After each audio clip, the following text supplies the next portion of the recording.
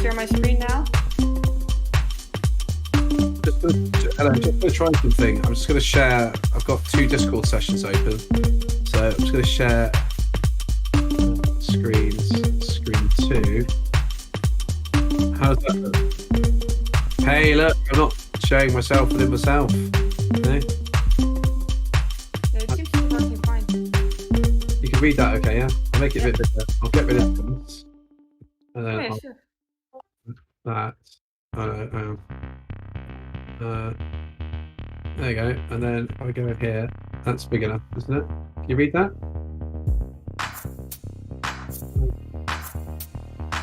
Okay. So. Cool. Okay, that works a treat. Good. Okay. And my puppy's now attacking my entire office. So Yes. Now, so you need to rotate 90 degrees because now you're suddenly vertical. Yeah, but I was just about to ask that because all I did on my iPad was to change channel, and I didn't move it. I didn't move the iPad at all, and now I'm suddenly. So if I do this, is it better? I don't know. I don't know what the hell going on with this freaking iPad. It never live. I need one of those, one of those really big pipes that you can stand inside that you can roll around, and you stick the camera in, so people can't really see that the tunnel is sort of rotating, and then you can have furniture in there that is, fastened to the walls of the pipe. So, as an example, you can sit by a table while it goes upside down, and for people it just looks like, weird. That's pretty cool. But I mean, I don't see a problem. I really answer like that. All right, I'll try and I'll let you down. Could we see a puppy, please? Oh, I did lift her up. She just decided to jump off. Look, you just threw off. Okay, hang on. Here we go. Right. Oh, hello. Do you want to say hello? Hey. Oh, that's a cute one. How old is she? She's 9 weeks, I think. Oh. 9 weeks now. I'll switch off my background here. That might be easier to see. Yeah, there you go. You attacked. Don't. There you go. There you go. No. Oh no, she's a bit camera shy. Come on, then. just don't eat the cables. Don't eat the cables. You don't like those. Yeah, don't eat the cables. All right, I'll exit the channel and John again, and then hope my camera is better.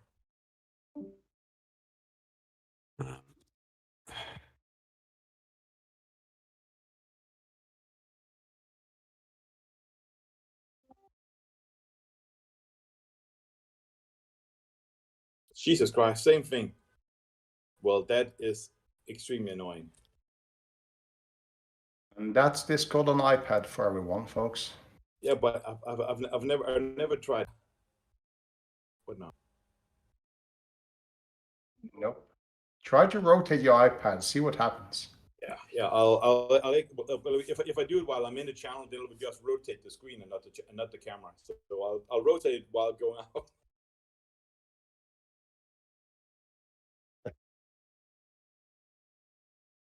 Like this.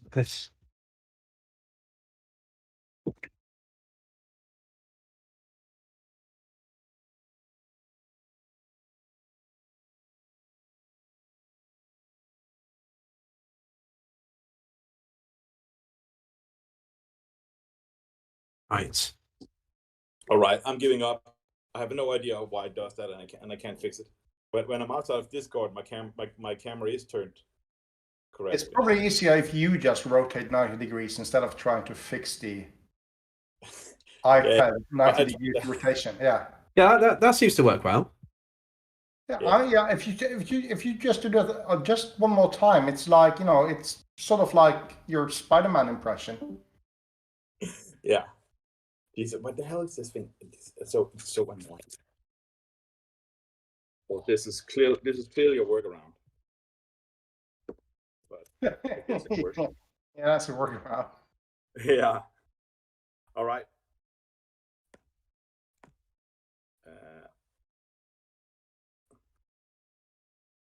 Hang on. Shit. All right.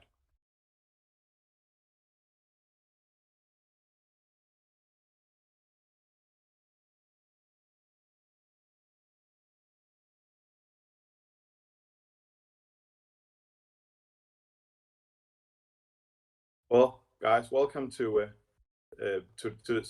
our meeting here in OS Copenhagen. We have two interesting speakers today, so I hope it's going to be great and all that. Oh, yeah, and apparently we've been live for a while. Sorry about that. I had some problem with my iPad. Next slide, please.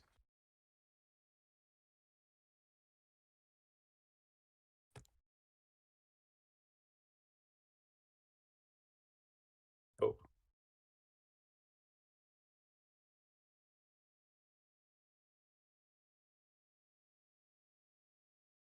So we have some technical difficulties. Apparently, oh, there we are. Yes, OVAS. I want to tell you a little bit about OVAS Foundation. It's a non-profit foundation who aims to improve the security of software, and we're globally. And we have over 200 local chapters online, and it's free and open. And the mission is to make application security visible so that people and organizations can make informed decisions about application security risk. That's a very big word. So basically, here at the Copenhagen chapter, we just want to talk about security and have fun about that. Yes, and the good thing about OVAS is that it's free, and all of the OVAS material is available under free and open software license.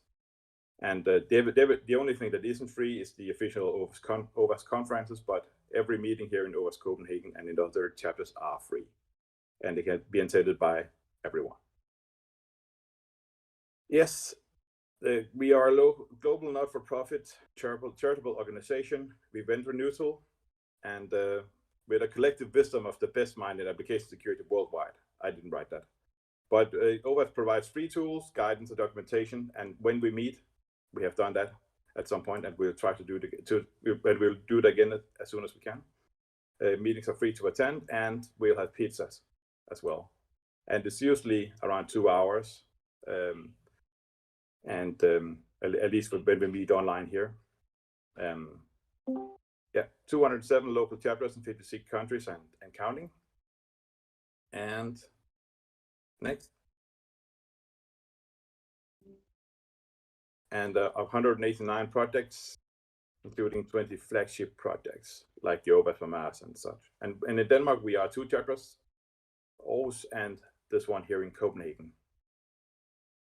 And this is the picture of all the volunteers involved in meetings. And thank you to all of you.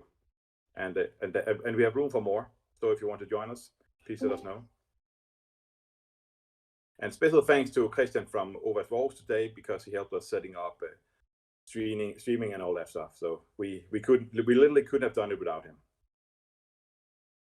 And if you want to contribute, you can contribute back to the OVAS projects. You can volunteer at our chapter, and you can show up for events like this. We're always interested in hearing from people who want to do a talk or a workshop or something else. Just ping us, and we'll find out.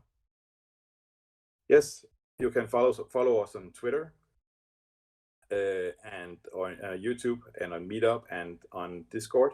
This is where we are now. We want to do it more interactive. Yeah, next. The QR code that you could see is the link to the Discord channel. So just take your phone and put it towards the QR code. You know how they work, and you will be directed into the VSEC Discord. Yes. Now in a few minutes, where I'm finished, we'll have Per Thorsheim, and after that, Stu, who will be talking about community building, and Per will be talking about how he hacked a Norwegian bank using a piece of paper. Yes. Next. Yeah. When we have the talks, feel free to ask questions. You can do that either in the Discord channel or on the YouTube channel if you are there. Per Thorsheim is the founder of PasswordCon, the first and only global conference dedicated to passwords and anything digital authentication. By day, he works for Bank ID and Vipps in Norway, a payment provider, He's been in InfoSec for a very long time and claims to know your next password. Yeah. And Stu is the founder of the Many Hat Club, an online InfoSec forum with, I don't know, close to 10,000 active users and a podcast. And he arranged a lot of stuff. So we're really happy to have him here as well, as of course, along with Per. And he also worked with security at the 0 Days Lab. That's what it's called. Well, during the talks, you are free to ask questions. If you want to, you could, as I said before, you can do it in the YouTube chat or ask in the Discord talk channel. And in the talk channel, everybody can talk, but they have to use push to talk for Discord, which means that you have to push a button. I can't remember which to talk, but you can do that at any time if you want to. And after the talk, you'll receive a link for a feedback survey. It will be a good help to us, or a big help to us, if you will fill it out. It takes 1 to 2 minutes, and talks are being recorded.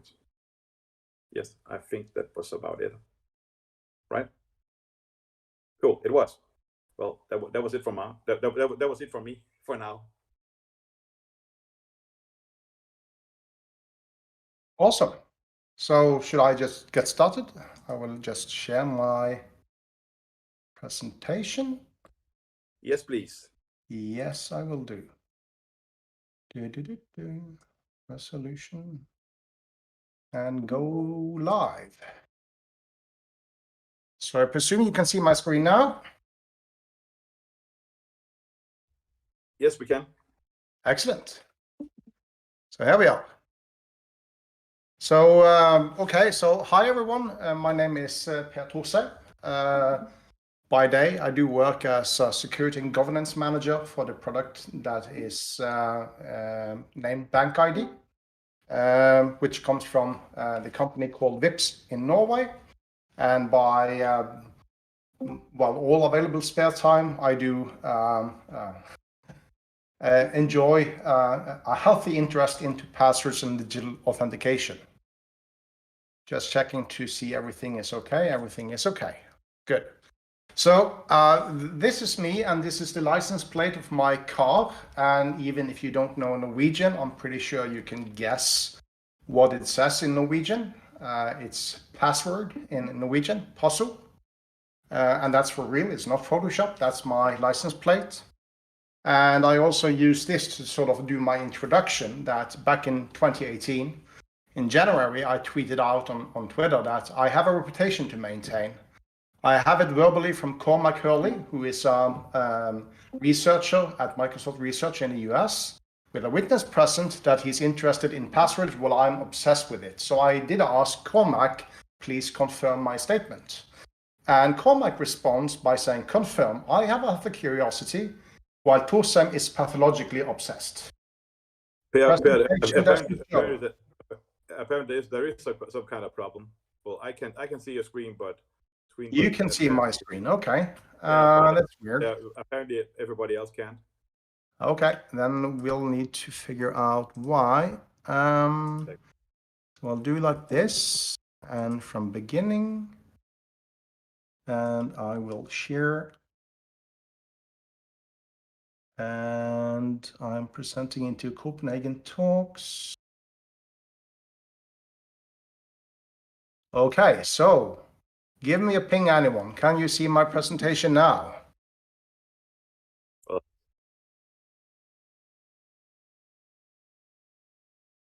What the? This is weird. Okay, this worked 2 days ago, and I'm doing the exact same thing. I'm choosing to share my screen, and I can actually see in one picture myself, and in the other one I can see my presentation, and it says live within Discord. So, and I presume you're inside Discord as well. So, A quick comment is that there is about a 30-second delay to YouTube. But still, people are writing in Discord that they can't see his screen. Okay, right. That's an issue. Oh.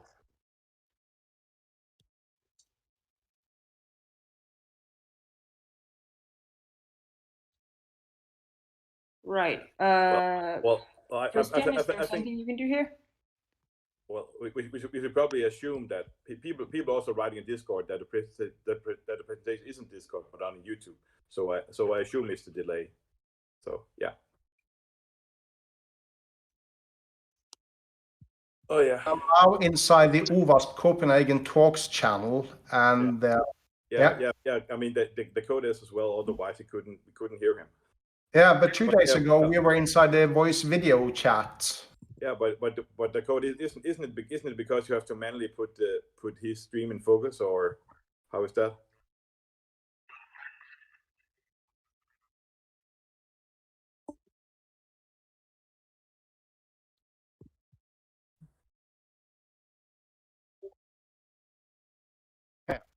Because I'm now running my PowerPoint presentation in window mode, and I have a red line around it saying that, indicating that it's being streamed. Yeah, the code is so somebody's writing that you have to you need to click watch stream to have the slide in focus. Okay, Geoff is now saying on Discord that it's now visible on Discord but not on YouTube. Well, there's a delay before it shows up on YouTube, so Yeah, but the thing is that the code is the one streaming to YouTube. So if he can't see it, then it can't be streamed. Right, but at least if it's working on Discord now, we might see the result as well in YouTube. No, but still, the coder can't see that, and if he can't see it, then it can't be streamed. Yeah, it depends on the quota. Yeah. okay. So apparently, everybody but the coder can see. They can see the screen. The one change I've made is that I paid for Discord today, so I could stream in 1080p. Yeah, but 720. It wouldn't make sense that the error would be at your end. Yeah. Because everybody else but the coder can see it. But okay, so people can see my presentation on Discord now. Yeah, if Dakota leaves and rejoins, it should be able to refresh the stream from his side and be able to see it, I think. And alternatively, you can send your slides.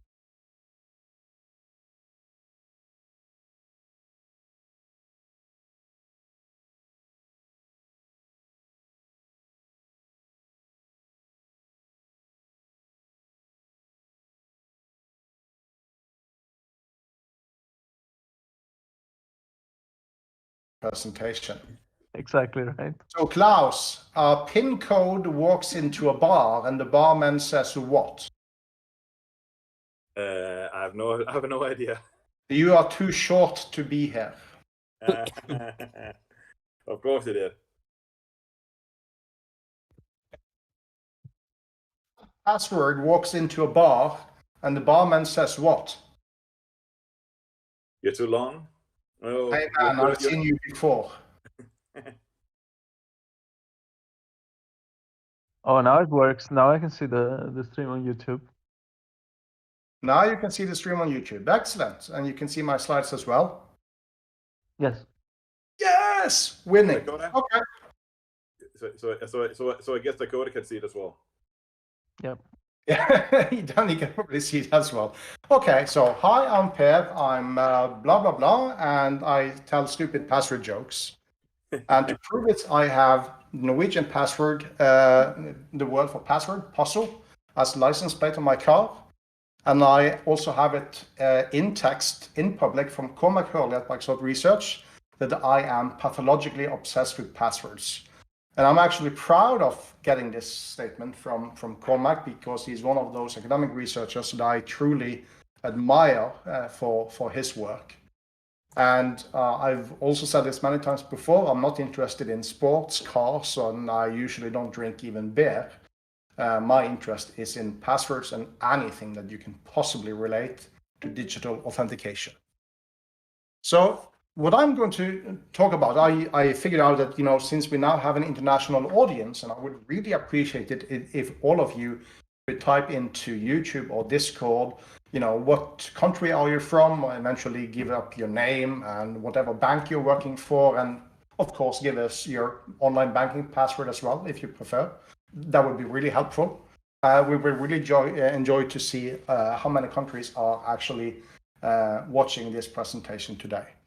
And as we do have people from many different countries, I figured that I needed to give just a little bit more background for this talk at the beginning.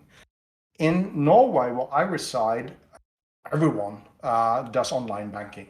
And the vast majority uses also mobile banking, where each and every bank have their own dedicated app. And I'm working for a company called Vipps, and we have a solution named Bank ID, which again started as a cooperation between banks in Norway. And it doesn't matter which online bank you sign into, you will be using Bank ID, and it looks exactly the same. It's the same user experience, it's the same level of security. And not only do you use Bank ID when you log on to an online bank in Norway today, but if you are in contact with the Norwegian government, be it insurance companies, be it health services or whatnot, you will most probably be signing in using Bank ID, which again is a centrally stored PKI solution. That's the simple version of this. And for better or for worse, let's just say that for the case of this story, Bank ID is secure. I'm working with it, so I'm supposed to say that. But the situation is that there are someone that are not online. There are elderly people that are not, they don't have smartphones, they don't have computers, they don't use technology, and there are also those that just don't want to do online banking or be online at all. Maybe not that many of them, but they do exist. And everybody deserves to have an option of using banks in some way or another in any case. So this happened before I started working for Vipps. This was in August last year when I did this. I started working for Vipps on March 1st this year. And approximately in 2019, 2020, beginning of 2020, Norwegian banks and also Vipps, my current employer, they were running ad campaigns saying that you should never share your Bank ID with anyone else. That includes your spouse, kids, grandparents, anyone. And Bank ID can be something as simple as a hardware token that will give you an OTP, and you log in using your social security number, the OTP, and a dedicated password for this. And they said, do not share your Bank ID with anyone. You should be using what's called disposisjonsrett in Norwegian instead. In Danish, we're talking about a fullmakt. And in English, the term is probably power of attorney. You essentially give somebody else access to your bank account to act on your behalf, to pay bills, to transfer money wherever you want to transfer them to, and so on. And they said that you should never share your OTP and you should never share your password. And when I saw this, I got a bit curious because, I know of so many people who do share their Bank ID with their spouse as an example. It's simple, it's logical, it works. And I would say that if you can, go to bed with a person, then you should essentially try to trust them with some other things as well, including Bank ID. But that's just a personal opinion. So when I saw these ads, this was like, provocative to me. I want to look into this and see, what the hell are they talking about? Disposisjonsrett, power of attorney. How does this work? And of course, is it secure? So that's what I set out to look into. And I found pretty quickly, and this is just a Google search away, that the largest bank in Norway, DNB, they do offer this as an option, along with pretty much all the other banks in Norway. But the story is about the differences on how the various banks are handling this. So I do have a bank account with DNB. I also have bank accounts with other banks in Norway as well. I went online on DNB. I had a look at the pages, and they say that, obviously this text is in Norwegian, so if you don't understand Norwegian, I will explain it to you. They basically say that if you want to grant another person access to your bank account at DNB, that person must already be a customer of us, or you have to make them become a customer of us before they get access to your account.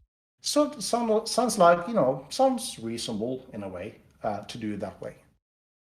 And online, you can do this very easily. You sign in with bank ID to your online bank, and you enter the social security number, which is our username in Norway, and a few other details to grant another person access to your bank account. But in this case, of course, bank ID is a pretty secure solution. It has the highest level of security in the European Union. It's certified as that. And obtaining it illegally from somebody else is sort of a tough job to do. You'll have to do quite a bit of work to do that. But I was interested to see other ways I can do this. Social engineering as an example. So I found out that, well, in order to be able to support elderly people, as an example, like, you want to help grandpa administrating his bank account and he doesn't use online banking at all, or he doesn't understand it, then he can provide you with a power of attorney and give you access to his account, and then you can use it. But the problem is, if he doesn't use online banking at all, if he doesn't understand it, it will probably be difficult for him to log on online using bank ID and give you access. So that's why we have paper forms to apply for this by paper instead. And that's what I wanted to have a look at. So DNB had at August last year, they had a one-page paper form that looks like this. And for those of you that are developers that were now expecting me to show some serious secret injection skills on a piece of paper being scanned into a system and creating havoc, I'm sorry, it's not that kind of talk. Because on this form, you need to enter, in this case, the name of the bank account owner, which could be me, it could be you, or it could be your victim. You need a name, which is public information. The address is usually public information, the social security number, and the bank account number. An interesting thing is, at least in Norway, none of these pieces of information are really any kind of secret. Second, I'm giving access to another person, and there I need the name, address, and the social security number, because the social security number, of course, uniquely identifies you in the eyes of, well, any government organizations and banks and pretty much everything. It's unique to you.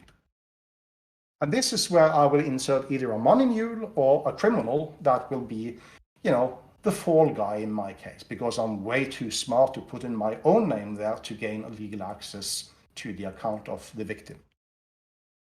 And then the bank account owner needs to sign this piece of paper. And, well, we have digital signatures, but seriously, in 2021 or 2020, who actually verifies a written signature anymore? Or, I could ask you to raise your hand or type into Discord, when was the last time you signed any kind of piece of paper with just an X? And it just goes through. Nobody asks any questions. So I was curious, if we put in a fake signature, will anyone actually care? Will they see it? And will they actually block it and sound the alarm? And last but not least, we needed 2 witnesses. And those witnesses, they confirmed the validity of the document in accordance with the wishes of the account owner. And those witnesses cannot be spouse, partner, parents, kids, or grandchildren of the account owner. But of course, it can be an ex, a crazy ex, or a criminal. That's fine. You can actually be signed by 2 criminals in this case, which is sort of interesting. And it's also an interesting legal question. Can these witnesses actually be held accountable when they sign this paper? Because again, at least here in Norway, getting 2 random people to sign this and actually give up their social security number as well, that was just a matter of going to a cafe and asking 2 random people, hey, would you like to sign this for us? Yes, sure, not a problem. Okay, you have to fill in your social security number as well. Sure, no problem at all. Crazy? Yes, but that's the way it is. And obtaining the Norwegian social security number is actually rather easy. As I said in the beginning, it's not really meant to be a secret, never been meant to be a secret. The algorithm for generating them is public knowledge. It's 11 digits. It's my date of birth, 10/09/71, which is me, September 10, 1971. And then you have 5 more digits, with the middle one being the gender indicator, being a man or a woman. So what you have to do, you have to find the date of birth of your victim. You have to generate the possible numbers. That will be, for, in my case, approximately 200 valid numbers for male born on September 10, 1971. 200 numbers. And then you need to figure out which ones of those belong to a real living human at the moment in Norway. And second, you have to find the one that is owned and used by me. And how do you do that? Well, there have been many cases over the past, 20 years in Norway, where different services that are using your social security number as an identifier, they have allowed for the verification of the number being valid. They have allowed for the number being valid and used by a living human being in Norway right now. And not only that, but we have also had several cases where they have even provided data enrichment to the number. So you type in the number, and in return, you get certified that the number is currently in use by a human being, which is named Per Thorsheim, and here's his address and maybe some other information as well. Now, I'm not going to reveal where did we find such a service as this, but Swedish, I have a picture of a Swedish chef here, and that doesn't indicate anything at all on the origin of the company who allowed us to do this. They didn't do any rate limiting, so we could check as many numbers as we wanted to, basically. And they did this unauthenticated. We didn't have to authenticate it all to verify numbers. And they also provided data enrichment. So by typing in a number, we would also get the owner's name and address in return, which was very useful. And now we have one more piece of information to obtain, which is the bank account number. And I asked the Supervisory Financial Authority of Norway about this. Is my bank account number actually a secret, or is it supposed to be a secret? And they said, no, not really. And I even found out that if I sell something online, I ship it to Klaus in Denmark, then I can actually make it so that when he goes to the post office, he has to pay for the goods right there before he gets the package delivered to him. And if I do that, my bank account number is actually put on the header envelope on the package going to Klaus. My bank account number, so that the post office at the other end can transfer the money from Klaus into my bank account as payment. But we figured that, what the hell, we need to do a bit of hacking in this. So we decided to try out for doing a bit of social engineering instead. So what we did was, a good friend of mine who does pen testing and especially social engineering, is really good at it. I told him that, give the bank a call and pretend to be me. Now, he doesn't speak anyway near the way I have, in completely different dialect. He called them on an early Sunday morning. He hid his phone number, so they couldn't sort of validate me based on the phone number calling. And he was basically like, I'm kind of hungover, and this is kind of embarrassing, but I have forgotten my bank account number, and I wondered if you could tell me, because somebody's going to send me some money. And the bank, the customer service, they asked for my social security number, which he had already been able to obtain. And they asked him 3 security questions. And he replied wrong to those 3 security questions, basically because he didn't know the answers. But even when he answered wrongly, they gave him my bank account number. Maybe it was just good social engineering. It's like, oh yeah, it's this dude calling in. He sounds a little bit hungover on an early Sunday morning. And, it's just the bank account number, which isn't that much of a secret anyway. So, they helped him. Now, for security questions, I I prefer to sort of put them into two different categories. There are static security questions that could be something like you are see very commonly, mother's maiden name, name of first pet, name of first school. Now, it's important to know that with static security questions, the answers doesn't change. I mean, your mother's maiden name is going to stay the same for the rest of her life and into eternity. And the answers to these questions can usually be found on Facebook, by doing a Google search and so on. They are, in most cases, not much of a secret. Dynamic security questions, in my opinion, are just a little bit better. It can be something like, name someone that you made a payment to during the last few days. Or how much money do you have in account X right now? And it's a guesstimate. It doesn't have to be like to the dime, but somewhere close. Usually you will have an idea, but a criminal will not be able to sort of guess approximately where you are. So the answers are not fixed, but again, there's a question about the entropy, because the amount of money that you have in your account, okay, so 20 days a month, it's close to zero, and 10 days, it's like, yeah, I'm fucking rich. So, it doesn't have to be that hard to make a wild guess. And if you just do this many times over, you will probably get it right. So we completed the form and sent it to the bank on Tuesday afternoon, and then we waited to see what happens. And in this case, just to make this very clear, we didn't use any money mules. We didn't trick anyone.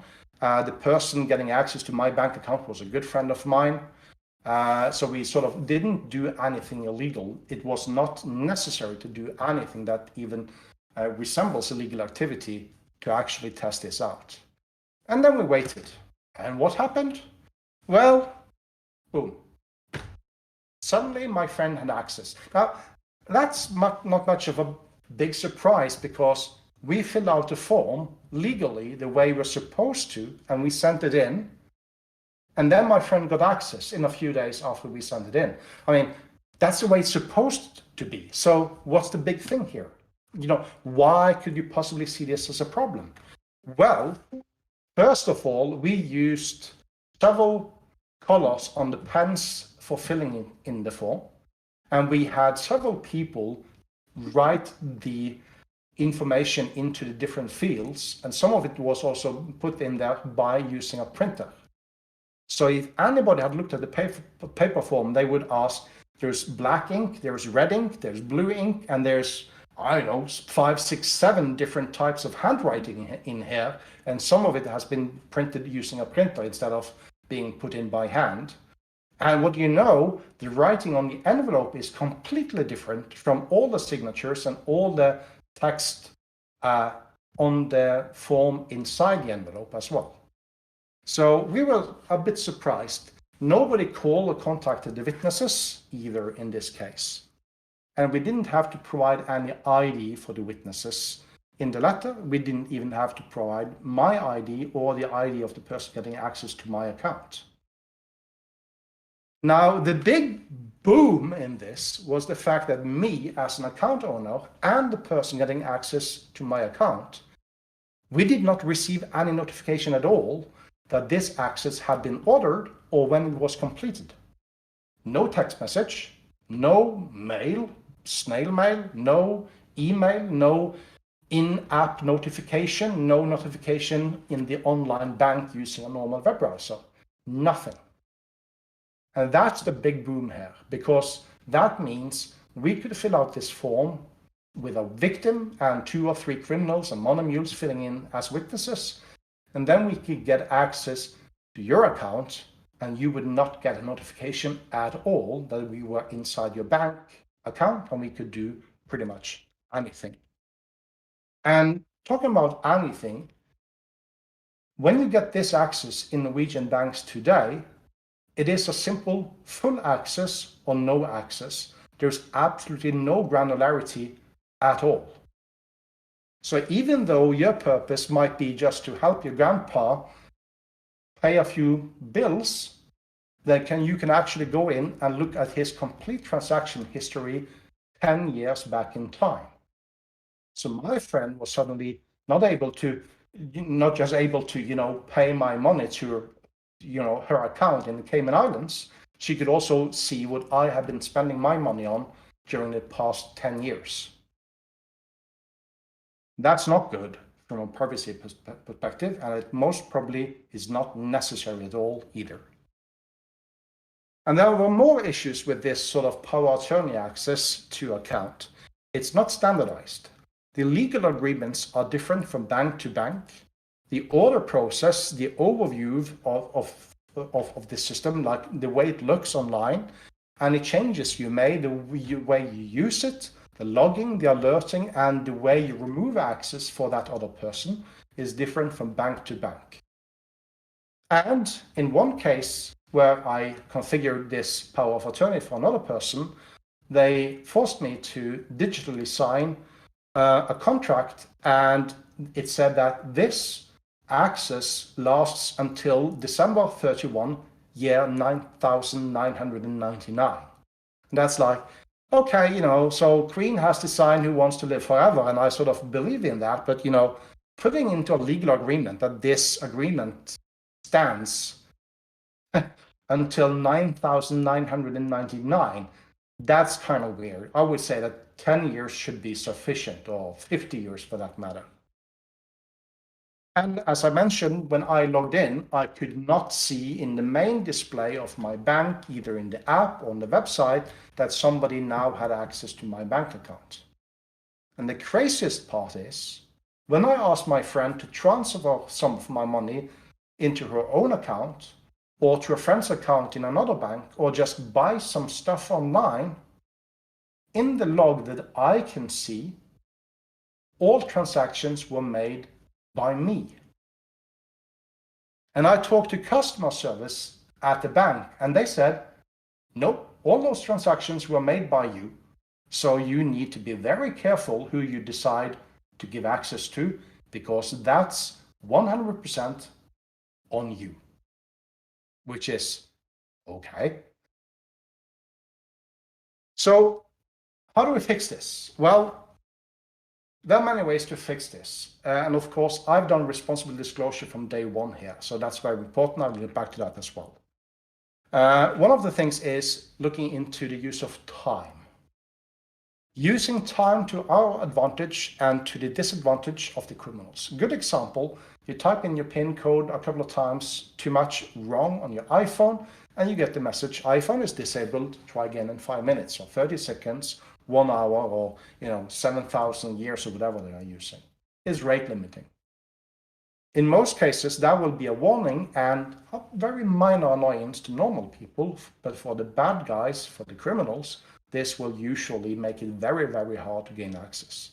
So doing something as simple as, when you order this kind of power of attorney to somebody else, of course, give them information that this has now been ordered and is going to be set up on day X.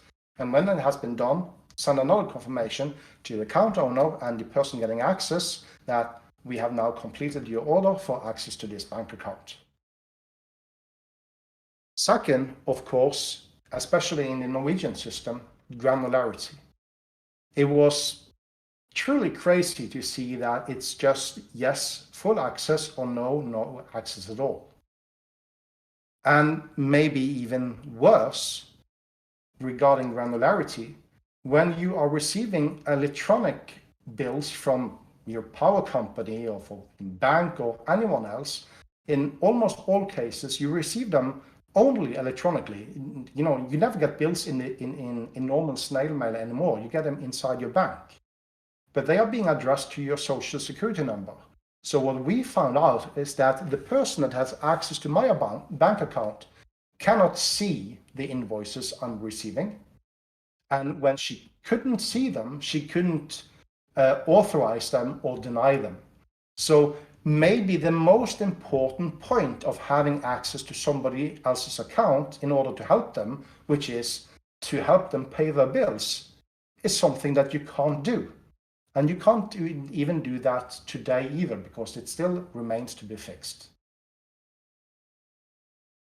But if you log on to Norwegian government, we have a portal for that all people in Norway are using called Altinn, everything in English. They have a really good set of granularity. They have many, many different roles that you can assign to different people. Now, again, this text is in Norwegian, so it might not make that much sense to you. But in here, you can see a bunch of roles that I, on behalf of myself, can give to other people as I please, and granting them access to views or to execute a huge variety of different tasks on my behalf. You can do that as a person, but even more importantly, you can do that as a company. So I did responsible disclosure. I talked to, of course, obviously to DNB. I also talked to the Supervisory Financial Authority of Norway and others as well as I progressed in this. I told them all the specifics, and some specifics, of course, I haven't revealed in this talk for obvious reasons. And as part of that, I also told them that I am also talking to the press. I'm talking to Norwegian Broadcasting Corporation, and I have given them information about what I'm doing and what the results are. And there will be an article being published when you are ready that will tell the story about this. And again, my findings were done in August 2020, and this article was published on March 1st this year, which happened to be the same day I started working for Vipps, who's the owner of the product called Bank ID, and our biggest owner is the bank DNB. So I was kind of curious, I wonder how my first day at work is going to be like. And as you can see, I'm not a AI robot talking to you. I'm actually still alive, so everything worked out fine in this case. But it was sort of interesting because when this article got published with Norwegian Broadcasting Corporation, it's in Norwegian, but again, Google Translate will usually do a good job, at least into English, if you want to read it. But I was missing one question. Nobody asked me this question. Why did you go to the media with this? I mean, you reported it responsibly to the bank, to the Super Authority of Norway, and so on. Why did you go to media? Why did you have to go to the media? And my answer to that is, well, there's a lot of banks in Norway. And for this particular, let's call it a project, me and altogether 3 friends of mine spent 150 hours doing this. And we did that during our spare time for free. No intention of making money out of this in any way whatsoever. Now, that was just one bank, and we checked maybe 3 or 4 other banks as well. But there are, 100, 200 banks in Norway. And we don't have the time, we don't have the interest, we don't have the capacity to test all those banks to see if the same problems exist throughout all the different banks. So by going through the bank and the Financial Super Authority of Norway and also branch organizations for banks in Norway, we tried to tell all the banks that this article is coming out. This is how the attack works. You really need to look into if you have paper forms that can be used in the same or abused in the same way, and to what extent you actually provide information to the account owner and also to the person getting access that this has been ordered and now the access has been granted. And also you should look into your procedures for eventually verifying that the witnesses have any clue whatsoever on what they actually signed on to for this. And that's a reason why I went to Norwegian media, because by publishing this article, I sort of feel confident that all the banks took this very seriously because they know there will be a media article, and if they don't check into it and verify whether this is a potential vulnerability or not, then they might be in problem. Some additional takeaways from this talk is that, of course, and I would assume that a vast majority of you know about this already, Google now, when they find any vulnerabilities, they usually say that you have 90 days to fix it. And the latest update from Google is that they will also give you another 30 days before they publish details about the findings. Now, we found this, and we can really discuss if this is a vulnerability per se, but we found this at the end of August 2020, and the article was released on March 1st, and that was when DNB and others said that, yep, we fixed it, we're ready to go. That's more than 90 days. That's more than 120 days. And there is a growing industry for bug bounty programs, as you know. There are also two ISO standards, 29147, which is about vulnerability disclosure, like how should you report a vulnerability to an organization. And then you have 3111, which is the process that you should have internally handling, people like me reporting vulnerabilities to you and how you should manage those vulnerabilities internally. If you don't know these, look into them, ask if your organization have procedures in place that are sort of in compliance with these ISO standards. At VIPS in Norway, we have launched our own version 1 of our security vulnerability disclosure program or policy, which you can find on vips.no/security. Have a look at it, give feedback, comments, whatever you think about it. It's, again, version 1, so we would really like to hear your opinion. We do not have a bug bounty program, but if you find something, maybe I can send you a t-shirt or mug, and I'll buy you a coffee whenever we get to meet at some conference when this pandemic is over. So what's next from me? Well, they're not getting rid of the paper forms. So they have a new paper form, which is now 2 pages long, and they now require copy of ID of the witnesses to be sent to the bank and so on. And I'm actually going to submit that paper form tomorrow to the bank to see what happens. And hopefully they'll stop us, or at least there will be sent out notifications everywhere that, oh shit, Per is at it again, stop him, stop him, stop him. At least I hope so. And that's it from me for this talk, and I'm ready for questions. And as a footnote here, if you want to test this, because I'm basically giving you the recipe now for how to do this, and you can do this without doing, in my opinion, anything illegal at all. You're just granting somebody else access to your account. Let me know how it works out. I would really like to know the results. You can reach me at Twitter as Thorsheim, or you can reach me by my phone number. And of course, everybody uses Signal. They don't just use normal phone anymore. So thank you, and questions. We do have a few, actually. Do you think this would work in Danish banks? And another question on that: are you working together with the banks in Denmark and Sweden as well on obvious things like this, or?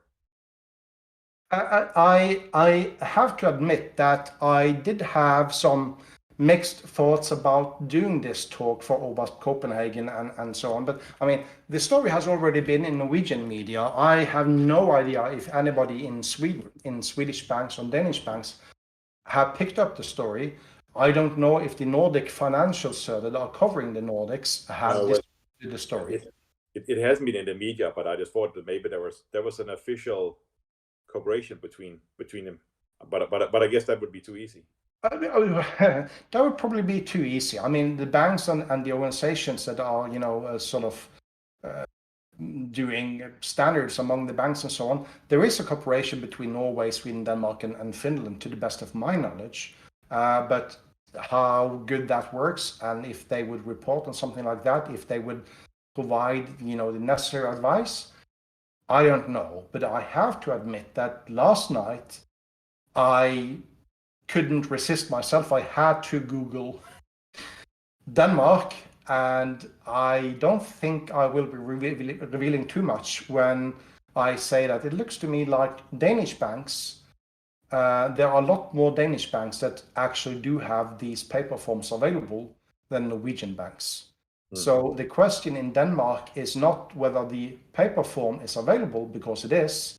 The important part is, will there be given any information to the account owner and to the person getting access that this has been ordered and access has now been granted. If they don't do that, it might be something they should look into. Yeah, but my guess is that we'll know in a week's time when somebody has tried it. Yeah, I mean, you need to download the form, fill it out with help of a friend or two that you trust, Yeah, exactly. and send it by paper mail. So yeah, within a week we should know the answer. Yeah, exactly. Just post your results on Signal, then we'll find out. Yeah. Yeah. With so much emphasis on security compliance and avoiding financial crime, why do you think nobody noticed this before?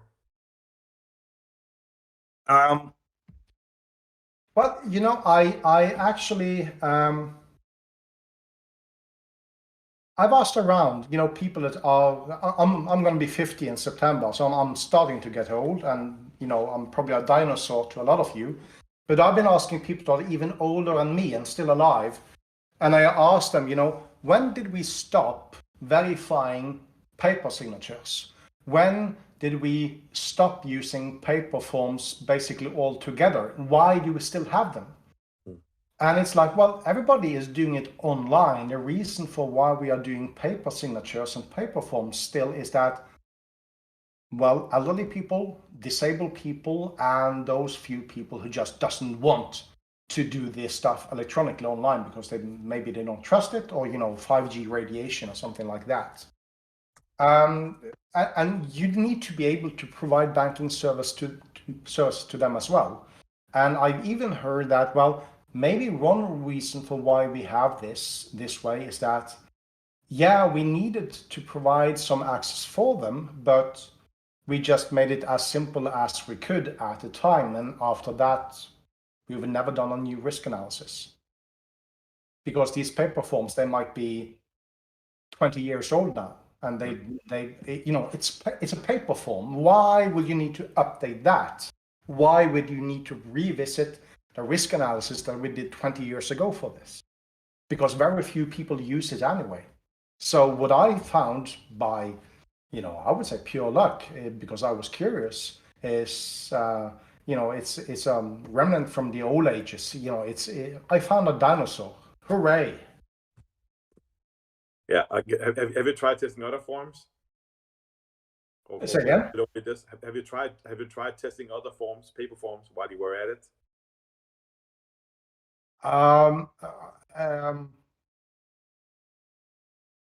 No. And nobody is now. Will you be sharing your slides? Sure. I mean, the presentation is being recorded and will be available on YouTube. But what you can do, you know, I can post. Well, if Uvas Copenhagen has a place to post them, I can provide a PDF, or I can also put them up on passwordscon.org, which is, you know, the website of my passwords conference. Yeah, passwordscon.org. Yeah, or I will send you my email. Then you can send it to me, and then we can send them out to people who has signed up for something like that. And if you're on Twitter, and if you can look me up on Twitter or at the username Thorsheim, my last name, then I will post a link there as well to the slides in the next hour or so. Yeah, so lots of options. Yeah, well, if we don't have, I don't think we have any more questions. I don't need that. But if we don't, then we'll hand the mic to Stu. Yeah. And if you do have some questions after this, just ask them in the QA channel, and then Per will check. I will be online as well, so I will also have a look in there. Yeah, and it was a really interesting talk. Great storyteller, of course, as usual. Yeah.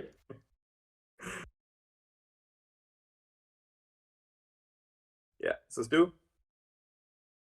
I'm muted. Sorry, I double muted. Yeah. There you go. I was just saying, as someone who does a lot of social engineering, I really quite enjoyed that. I could see all kinds of context and interesting pretext that could be used there. But yeah, I'm going to look this up in the UK to see what the power of attorney is in the UK and whether that's a form, because I don't think it is. I don't think we have many paper forms, but I'm sure we do. But yeah. Yeah, and if you do, you'll try it out. Yeah, and you might I'm pretty sure also- the laws in the UK are quite strict about a lot of these things. But yeah, I'll have a look I'll check the law before I try that. But yeah, it seems a really interesting concept, and so thank you for sharing. The only thing you need to do, Stu, is to provide access to your account to your wife. I mean, Yeah. there's nothing illegal. It might be a bit stupid or crazy to do, but it is fully legal to do. Well, we do have a joint account, so I could just use one of the accounts, and it technically becomes another joint account, right? So yeah, I can't hide all that money anymore, right? So yeah, I actually have any, but there you go. Right, okay. Well, hi.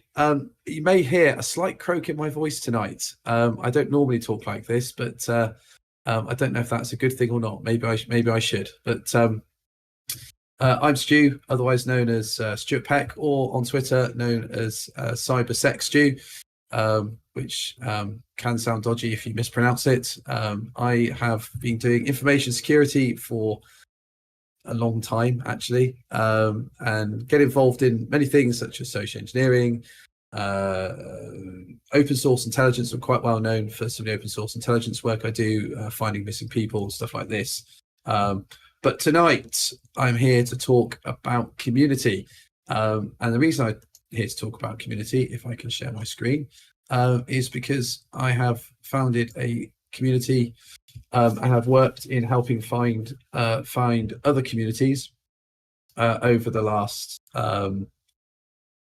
4 years, and I think it's a topic that doesn't really get talked about. Well, people talk about community in terms of the importance of community, but no one really talks about how hard it is to run a community, or IRC forum, or a Discord server, or build a Facebook group, or whatever it may be, right? There's so many different platforms, Rocket Chat, Matrix, there's different forums of doing this, but what I want to talk about is why community is quite important. So I thought the perfect medium for tonight to talk about community is to use a Discord server to present about community.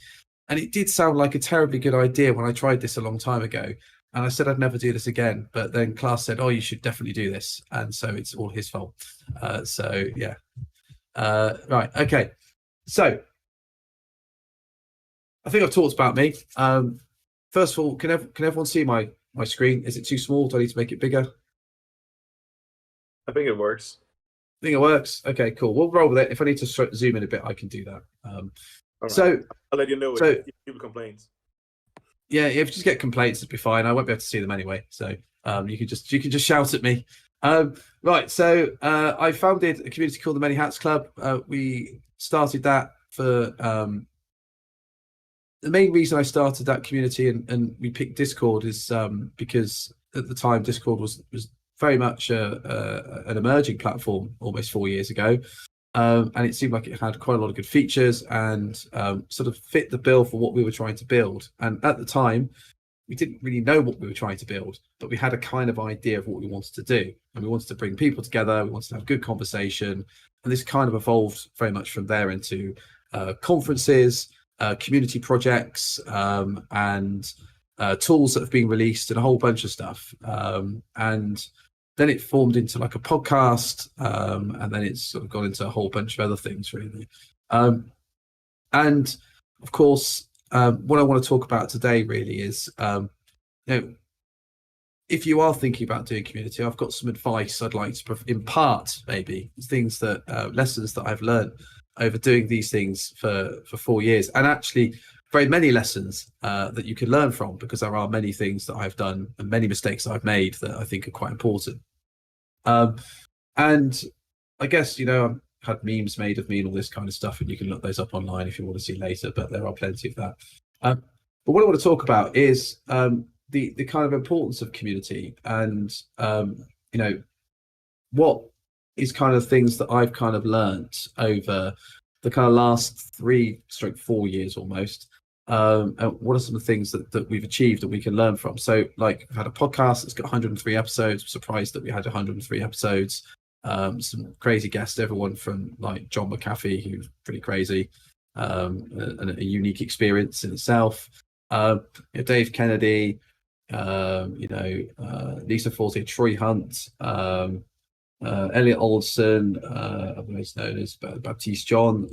We've had Leslie Carhart, all the names you can think of just coming to join. And it was quite, the reason we started a podcast was because we thought, if you've got a community, how do you keep that community involved and engaged? And that's one of the hardest things to do, is that if you bring a bunch of people together and you start having good conversation, or you start sharing research, and after a while that kind of enthusiasm dries up a bit.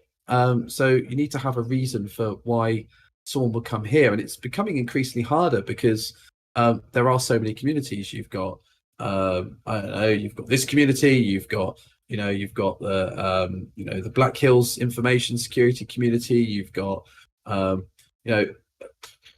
every conference now has a community that goes with it, so when they're not, to keep people engaged throughout the year.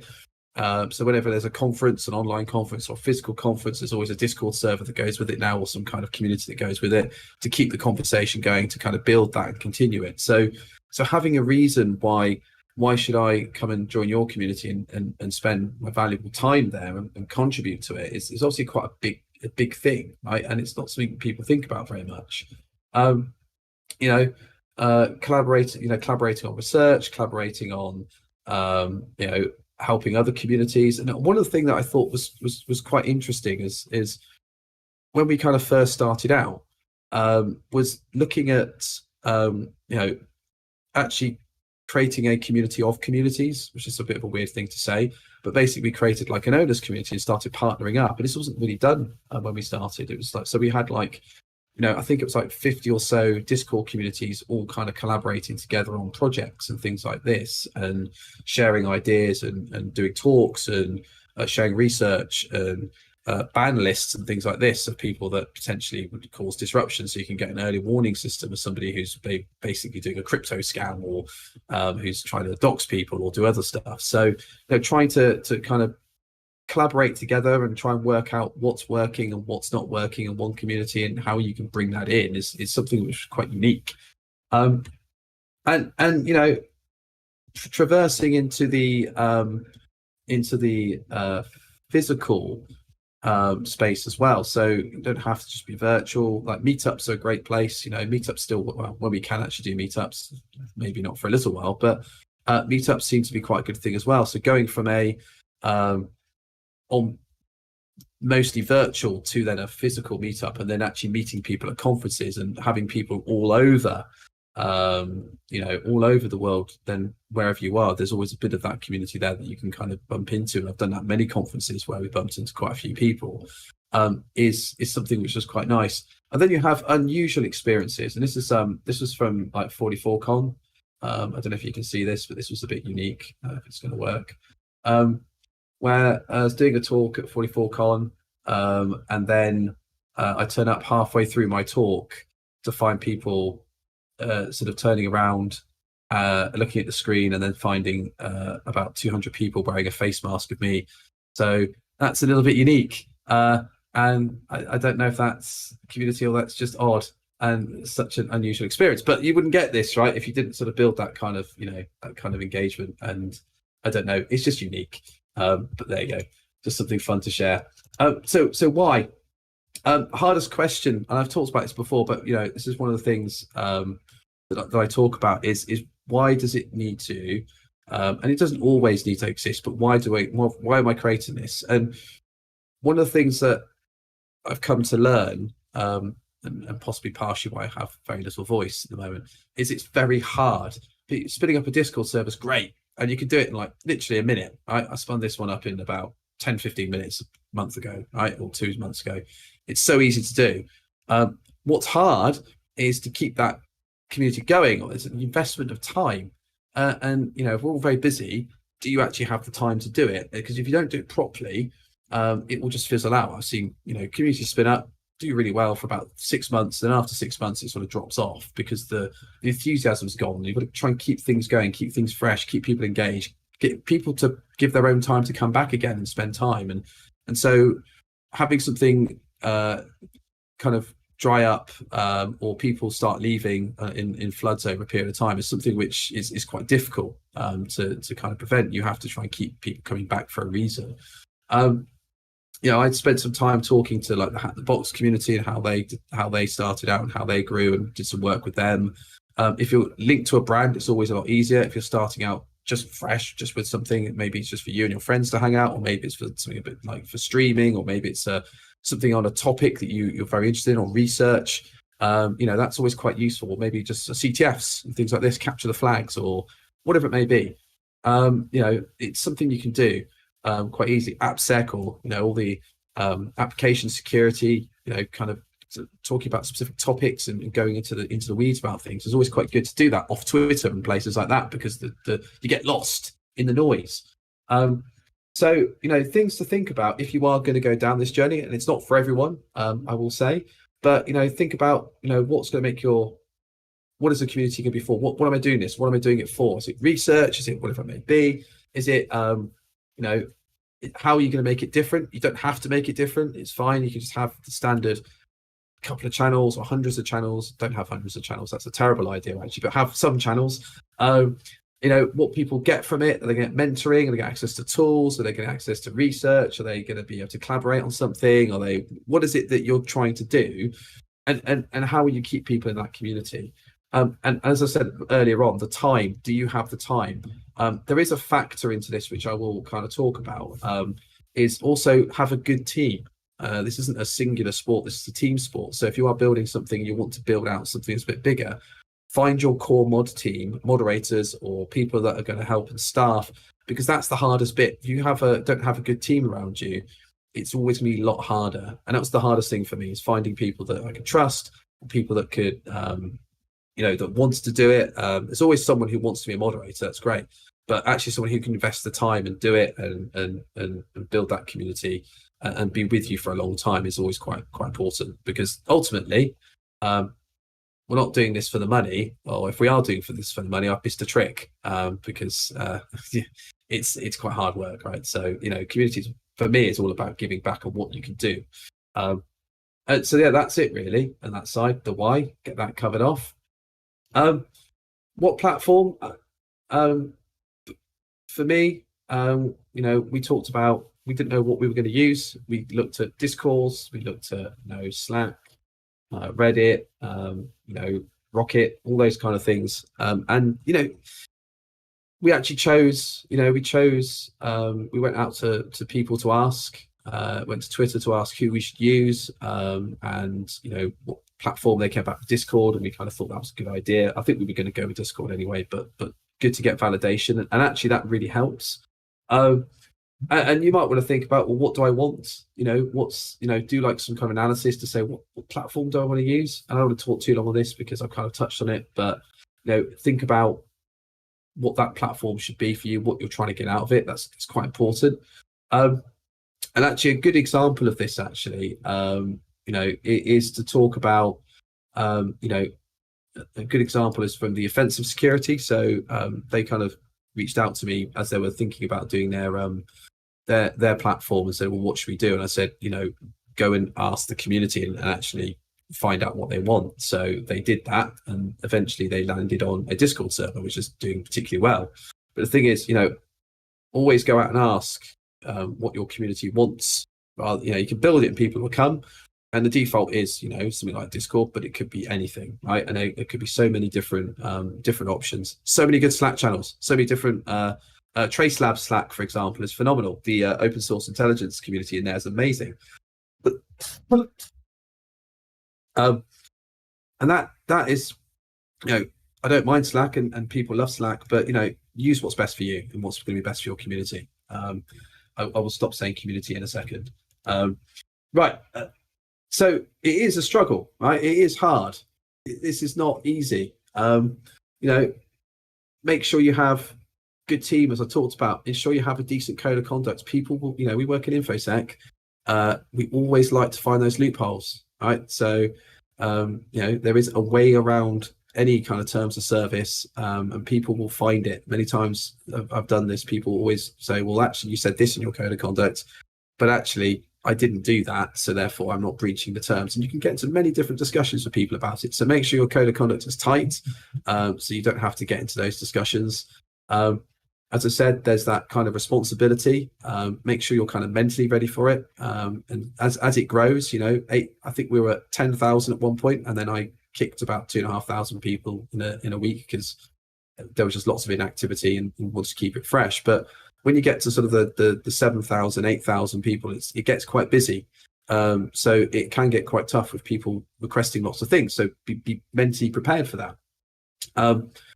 While you're not responsible for other people's actions, people will look to you to take some form of responsibility. This is something people don't think about. If you are running a community or a non-profit or whatever it may be, you are the face or the name of that community. People will look to you to take responsibility for other people's actions, even though you weren't initially involved in it. I've had many occasions where that's happened, and it's not a nice experience. So make sure that you kind of are ready for that kind of attention, I guess, unwanted attention. Takes time, as I said. I've talked about getting engaged, and don't ping everyone because they don't like that very much. Apparently, that's the main reason people leave my community. So, lessons learned. I think I've kind of touched on this, but it can be frustrating. Don't really take on too much too soon. If you don't gauge people, they will leave. And like I said, it can drop off, and automate as much as you can. Automate as much moderation, crowd control as you can. Bots are your friend, and we built our own bots, and it's been incredibly useful. And we've got a lot of custom functionality that really helps us moderate a lot of things. So build your own bot if you can. It'd be much better, and you can do a lot more with it. Some of the bots are pretty good in some of the communities, but crowd control and automation is really important. So I want to do this quite quickly so I can really save my voice as well, just in case it was wondering. I'm running through this quite quickly. But for me, if you are going to do this, you set the tone for how it's run. People will kind of look to you for how the rest of the community is set out. But there are lots of benefits to doing this. And these are the things I really wanted to kind of touch on briefly. So helping other people find work, right? We've got lots of people. I'm pretty proud to say that I think it's over like 200 people plus from my community have found work, either within the community, within the Many Hats Club, or through other connections made through there, right? So whether that's people actually directly hiring or recommendations made and things like this. So, and these are new people to industry or people who are quite established. So that's a nice benefit. That's a nice thing, right? That didn't happen before. Creating cool projects and working on cool stuff together, and getting lots of people involved behind a goal and trying to do stuff. One of those projects is about to be released. It's quite a big one. We're doing like an open source VM called Venari that's coming out like literally this month, and that's been a good like 6 months getting that ready to go, and it's going to be pretty exciting. Inspiring other communities. There's other communities that have been spawned off the work that we've done, and that's great to see people spinning off on their own, which is what you want. Helping people join the community, and it can be really rewarding. There is a lot of upsides to this, I guess, is what I'm trying to say, and it is something that can be incredibly rewarding and open up a lot of opportunity. So it's actually really worth doing. So summary, I think I've talked about this. But if you are going to do it, it's a good thing to do. It's not easy, but it is worthwhile. Find the platform that works for you, because there are a lot of platforms, a lot of choice. Obviously, everyone seems to go to Discord. I think Discord is probably a very good platform. It has its moments, but it's got a lot better. And think about why you're trying to do this and why it exists. And then again, I will add that Discord doesn't make a very good presentation tool. It was kind of okay idea. I think this is the last time I'm going to do this, but it was worth a go just to do this talk. So there you go. And I do actually have an invite to this server that it had some people join before, but you can actually join this server. Nothing's going on at the moment. I am going to use it as I'm trying to build it out as a guide for people who want to run a community, but also to coach people if they want to actually do that. So there you go. That's me. Join the Many Hats Club if you want to. If you're not already a member, you're always welcome. And if you want to join this one, you can as well. And I will do something with this server probably in the next month once I have some time back. But that's me. Hopefully that was useful and interesting. A slightly unusual talk for me, but something a bit different, hopefully. So thank you. Yeah, it was great, Stuart. And thanks for the tips on building a community, because we'll definitely be needing that, because right now things aren't really cool in the V6 Discord. There aren't that many, but we hope there'll be, and I see that what we can do to make that happen. But you're right, it's an uphill battle. Do you know what though? The interesting thing is though, it doesn't. You don't have to grow. Growing quick has its downsides. You lose that identity and spirit, and you know. So sometimes having a small, close knit community can be much more powerful than a massive community where loads of people lurk and don't feel like they want to get engaged because it's big, because you can hide. So there's a fine balance, right? I've seen communities that are still like 100 people, and they probably don't want to be much bigger than 100 people because they like the feel of it, and it's like a family. You know, bigger isn't always better, I think sometimes. So for me, I didn't want this to be big. I just it wasn't my intention to grow something massive. It just kind of happened. I guess was it really. Yeah, but I guess for our community is meant to be for everybody who's infosec professional in Denmark, and I know for sure that we aren't there yet. I think we only have a few hundred, 200 or so members, and we are a lot more at least. You'll get there for sure. Yeah, sure, of course. I have one question though, which is from me.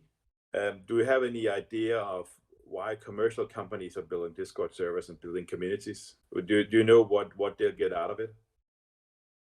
Well, so if you look at, I think they see it as a great way to. It's like a brand thing, right? As well. So it's like, you know, if you want to engage, successfully engage the community, like the wider community, and kind of recruitment's a big driver. So I know that like DEF CON was a really big move for DEF CON to move to Discord. And that was, and they did a really good job. I must admit, I spent quite a lot of time in their Discord, and they kind of really built it out, and that's a huge project, right? But if you look at like Black Hills InfoSec or Trusted Sec or some of the other security brands that start doing this, it is a community building in terms of brand recognition and also recruitment drive, because they're doing lots of CV workshops and a lot of coaching and CTFs and things like this to use to recruit people, and also to get people to recognize what they do a bit more, and outreach as well. So I think it's, you know, I think it's seen as being the not the done thing, but I think it's seen as a big tick in the, you know, we're an open company. We want to reach out a bit more rather than be behind four closed door, you know, walls, whatever it may be. So I think that's where it's heading. You know, look at a lot of the successful kind of marketing companies. That's what they do. Or the big brands, they'll have a Discord server now for support and things like this, and also for outreach. And you know, if you look at the Discord community and also the partner program, they just recently launched their partner server, which is really good. And you can just see whereas if they'd released that maybe 6 months ago or 2 years ago, that would have just been mostly gaming servers in the partner program, and now you can see all kinds of brands and security servers and, you know, all this kind of stuff in the partner program. And so they've really branched out a little bit more. And I think because it's not seen as a gaming platform now, it's now seen as a community platform. I think we'll start to see a lot more companies adopt it, as well as adversaries. I mean, this is also known as, I think there was a talk at RSA yesterday that said basically Discord is the new dark web, which not sure how that kind of works, but okay, I'll kind of run with that for now. I mean, the CDN is used for malware distribution, so I kind of understand that, right? But you know, there's a whole bunch of stuff. I've done a bunch of research in Discord as well, and we found some vulnerabilities in the URI and stuff like this that you can do some really cool stuff with, that we disclosed to Discord a while back. But you know, they have got, from when we started out, the platform's a lot better. It was buggy, and there was a lot of security issues when we first started, but now it's actually pretty good. But you can see why attackers would use the CDN. It's just an easy way to kind of start deploying malware to people. Yeah, but I guess a dark web would sort of incline or imply you being anonymous, and you aren't anonymous in Discord, so I don't really get. Yeah, I don't look. I don't understand. I don't understand. Maybe they didn't quite understand Discord, but I did try to understand or dark the web context. Well, yeah. I mean, I guess it's the criminal underground, but there is a ton. I mean, I do a lot of open source intelligence on Discord and spent many times raiding attacker servers and things like this with the lots of sock puppets I have on Discord. I won't say how many Discord sock puppets I have, but it's more than I should have. And that's good fun, right? And being able to go and look at what's going on in some of those Discords, and it's some of the things you find horrific. So yeah, it's on one side, Discord's amazing when you've got your little silo community, but there's just so much other stuff out there. So, excuse me. Yeah. So I guess to answer your question, why are companies doing it? Because I think it's the right thing to do, and I think it's also a good thing to do as well, based on the things I talked about earlier. Yeah, sure, but I mean, I'm talking a little bit to companies about doing marketing like that, and I mean, not many people understand it. I mean, not many. I mean, the problem is that people doing marketing doesn't understand the InfoSec community, and people in C level don't understand it either. Anyway, so it's a little bit hard, for me to see that many companies focusing on it. But I do think it's the right thing to do. We totally agree. Yeah, absolutely. What is the most common mistake people make when they're building a community? Have you seen any of those? I think that the first one is there's a couple really. The first one is not building the right team around them, and that will make it a lot harder. So it's really hard to get right, because especially if you don't know the people. If you pick your friends, that's great. But then sometimes that can backfire, and I can tell you why that backfires. If you're trying to build a bigger community, and all your friends and all your mods and all your staff, it looks like basically it becomes like biased modding and things like this, where there's no independence, there's no one to challenge, there's no one to, and what you end up creating then is a kind of disparity between your community. It's then us and them kind of mentality, which happens a lot, by the way. But if you build a good team of people that you can trust, but that you also will challenge you, that's actually quite a good thing, because then you have that diversity of opinion, and that will help you kind of set you on the right path, right? And also one of the things I think is trying to go, don't do what I did, which is try to be everything to everyone at the beginning. So just ignore what I've done, and try and just because we worked out the maximum channels we can have. I think we almost reached that in Discord at the first point. I know there's a maximum number of tags you can have is 250, and we got to that. But the terms of the advice, it's try and pick something that not a theme, but try and pick something that's going to drive conversation. And have those general channels and those kind of shit posting channels, all that kind of stuff, but then really try and drive conversation, because what we found is that it can just derail quite quickly. When things derail, then we find that communities sort of dry up a little bit, or go, people start just getting into that kind of whole I don't know how to put it, but yeah, it just finds it just derails, and therefore you don't get the focus you want. I mean, you can go broad, but then everyone's gonna be like, well, that's the same as every other community. So try and find something that's a bit different and do it. Because I've seen lots of communities just do what we do, and they have good intentions, but it doesn't really last that long. So yeah, so you succeeded against all odds. That's what you're saying. I think it was luck, and being one of the first or the earliest ones at least, and. So it wasn't due to skill; it was purely luck. I take no responsibility for that at all. I think your last question will be, what's your favorite community story from any community you built? Oh my word! So, do you know what? It's interesting. So my favorite community story, actually, this is quite a good one, right? So this is kind of related to the physical side as well. So this is more sort of the combination of on having an online community, and then actually seeing that realized when you meet up at a conference. So there's kind of two stories to this. The first one is that DEF CON in DEFCON 26 or something, I think it was. There was a meetup that happened. We decided to do like a meetup at Pinball Hall of Fame, and we didn't know if anyone was going to turn up.